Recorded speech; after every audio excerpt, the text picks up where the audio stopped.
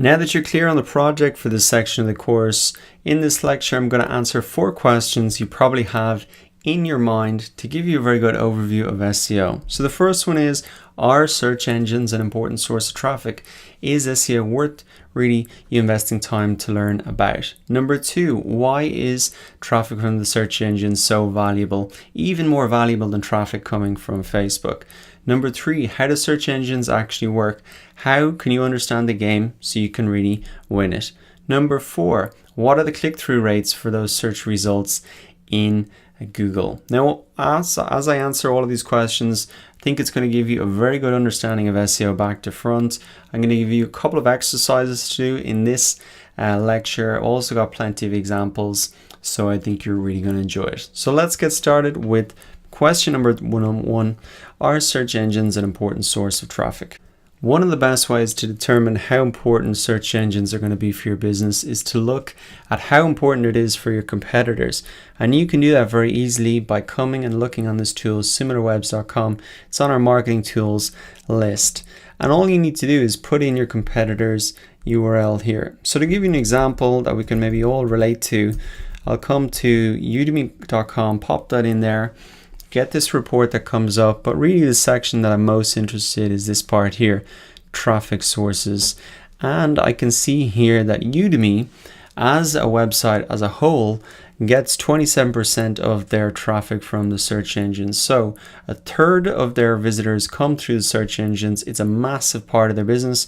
And so if your competitor has something similar to that, well, you can say, well, if it's 30% of their business, well, it's probably going to be 30% or more of my business. So this is worth me looking at. Now, if you're wondering how do visitors actually come to Udemy through the search engines, let me give you a quick example to bring this to life. So let's say students are looking for a Facebook ads course. The top result here is a Udemy course, and they really come through the search engines here and head on into the Udemy site. Now, another way to determine if the search engines are going to be an important source of traffic for your business is to really see how often you use the search engines yourself. And this is easier to figure out than you might think. Just come across to the history here of your browser, and you can do this on any browser that you're using. And what you're going to see here is a list of all the websites that you visited. And you can see for me, there's a huge amount of websites. Now I want to narrow that down and get to just see the number of times that I've gone to Google, and specifically google.ie because I'm based in Ireland, to really find solutions to my problems. And you can see here that there's just a massive amount. I go to Google, I don't know, maybe 50, 100 times a day to search for things, to get answers to questions that I have. So if you're not sure if, Google can be an important source of traffic, we'll come in here and look at how often you actually use it to find and be brought to other websites, and that might change your mind. Now on to question number 2, why is traffic from the search engines so valuable? And I'm going to highlight this using an example. So traffic coming from Google is very valuable for 3 particular reasons, and it all boils down to the reason that people use Google and the search engines in the first place. So as an example, let's say I type in best desktop microphone. Now, this seems so simple, but it's very, very different right from the start. I've come to Google because I've got a problem. I don't know what the best desktop microphone is. I want to buy one. So I'm coming to Google to really get a solution to my problem. Not only that I'm actively looking for a solution, but I'm very specific in what I'm looking for. I'm looking for the best desktop microphone. And finally, I'm looking for it right now. So those 3 factors, that I'm actively looking for it, that I'm very specifically looking for something, and I want it right now, makes these search engines a very valuable source of traffic. Because if I'm the first result here and you can solve my problem, then there's a very good chance that I'm going to become a customer or sign up to your email list or whatever the call to action is. Now think about it, and I think that can highlight the value by really comparing it to something else. So if I come to Facebook, I'm doing none of those 3 things. I'm not actively looking for anything. I'm here to just kind of look at my friend's stuff.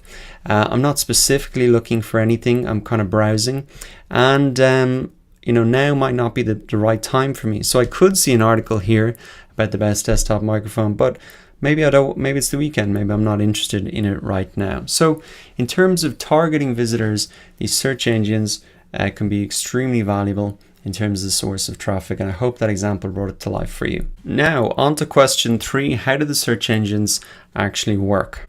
If we return to our example, you might be wondering, why did this Lifehacker article get to the top of the search results, and these ones down here are at the bottom of page 1, and all of these ones back here are on page 5. So what's really the difference? Why is Google organizing the search results in this way? Well, there are 2 key factors.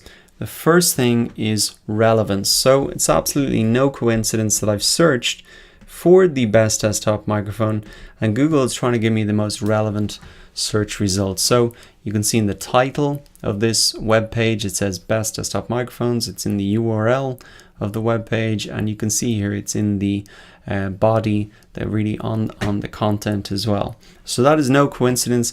Google is matching up the most relevant search results. And also you can see, in contrast, if we move further down the page, it says top 10 USB microphones. Now, I didn't search for a USB microphone, I searched for a best desktop microphone.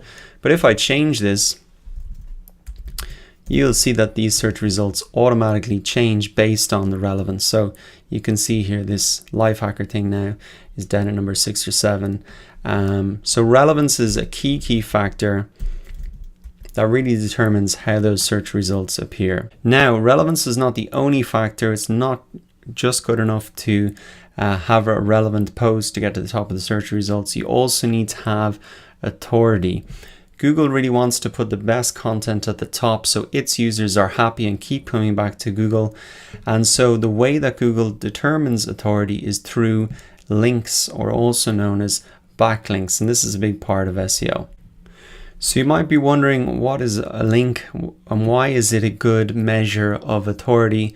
Well, I have found a link to this first article here on Google, and I'll show you how this kind of works in practice. So this is a blog post. It's about a guy talking about voiceovers. He goes through the process, etc., explains it all, and at the very end he talks about equipment. So he's saying to his audience, look, this is the equipment you need to carry out this process. And instead of him rehashing everything, he says, look, you can get these good microphones for less than 100. Lifehacker has a nice roundup. Here's a link to their post, and you can see this opens up on the same post here. So he's referencing this article.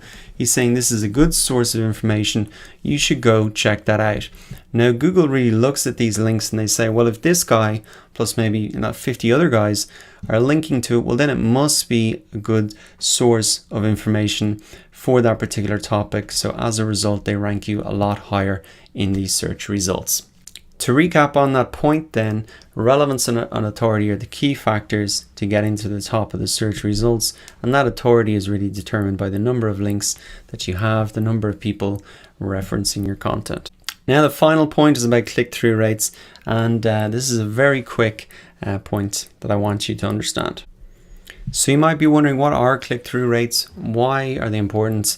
Well, click-through rates, it's very simple. It's really the percentage of people who search for a term and really how many people actually click through to the first result as opposed to clicking through to, say, the 5th result.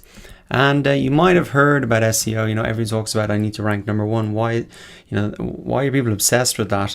Well, the reason is that the first result here gets a disproportionate amount of the clicks. So I've put through a quick example here. Now these are just estimates. The figures mightn't be exact, but at a high level, it's true. So 31% of the people who search for a term will click on the first result, 14% second result, etc. You can see the split there that goes down. Position 6 to 10 is about 3%. So 70% of all the clicks will go to the first 10 results here on the first page of Google. So this is really where you want to be. And even more so, if you can get to the top spot, that is extremely valuable place to be. Page 2, there are some clicks that will go there. But after that, there's really nothing there. So It's important that you understand this from the start. Where you want to be is really in the top spot, because that is where a lot of the traffic will go, and that's really how you can get a huge amount of visitors to your website. So that concludes our overview of SEO. I think we packed a huge amount in there to a short lecture, and if you're not sure about some things, don't worry, I think a lot of it will fall into place a little bit later on as we actually implement and start to optimize our websites. But to recap, our search engine's an important source of traffic. For most businesses, it's going to be extremely important. We saw for Udemy, it was 30%. You can use SimilarWeb to check it for competitors. You can also see how often you use the search engines by looking at your history. Point number 2 then, why is traffic from the search engine so valuable? Well, we saw even compared to Facebook that people use Google and the search engines with a specific purpose. They're actively searching for a solution to their problem.